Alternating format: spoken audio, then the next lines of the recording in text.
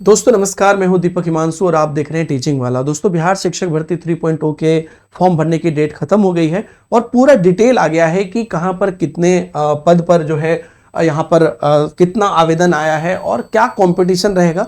ये एक बार आप देख लेंगे तो थोड़ा और आपको मोटिवेशन मिलेगा पढ़ने के लिए। तो तीसरे चरण की शिक्षक भर्ती परीक्षा में एक पद पर होंगे औसतन 6.62 अभ्यर्थी। तो एक एवरेज है, आपको पार्ट वाइज भी आ गया है। तो यहाँ पर कल मैंने एक वीडियो बना के आपको बताया था कि मिडिल स्कूल में सबसे ज्यादा यहाँ पर कंपटीशन है, जो आज आप डिटेल में देख सकते हैं क्योंकि अब यहाँ पर लिखित में आ गई है। सो बीपीएससी द्वारा ली जाने वाले तीसरे चरण की शिक्षक नियुक्ति परीक्षा में औसतन 6.62 आवेदकों ने आवेदन किया, मतलब एक सीट पर 6.6 दावेदार है ना। और विशेष अध्यापक के 65 रिक्ति को छोड़ दे तो तीसरे चरण में कुल 87,709 शिक्षक की नियुक्ति होगी। इसके लिए 5,81,305 अभ्यर्थियों ने आवेदन दिए हैं। ये फाइनल डेटा है, ओके। और इनमें एक रिक्ति पर सबसे अधिक 10.89 गुना आवेदक मध्य विद्यालय 6 to 8 श्रेणी में। तो जैसा मैंने आपको कल कहा था और आज पूरा डिटेल आ गया है कि जो सबसे ज्यादा कंपटीशन है वो मिडिल स्कूल में है। और यहां पर आपको एक सीट पर तकरीबन 11 लोग, यानी कि 10 से 11 लोग हैं।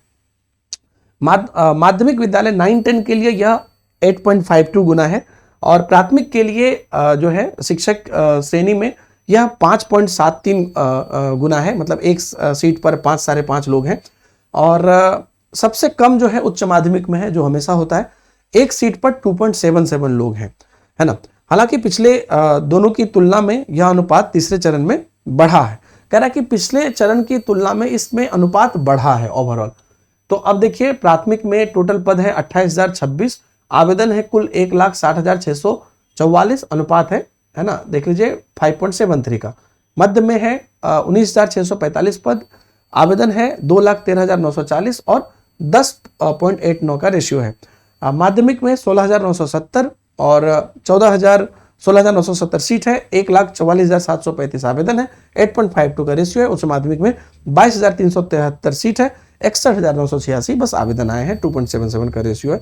तो कुल ये चीजें हैं जो एक कहीं ना कहीं आपको एक आइडिया देगी। हाँ, अब किस विषय में कितना आवेदन आया है उसका डिटेल जानकारी नहीं है, और ये एक लेकिन एक आपको पूरा आइडिया आ गया है ना। तो आप देखिएगा अलग अलग न्यूज में आप लोग को यहाँ पर जो है दी गई है। और एक जो सबसे ज्यादा इंपॉर्टेंट बात है, तो यहाँ पर आप देख लीजिए कि वहीं इसमें कई अभ्यर्थियों ने कई वर्गों के लिए अलग अलग आवेदन फॉर्म भरा है।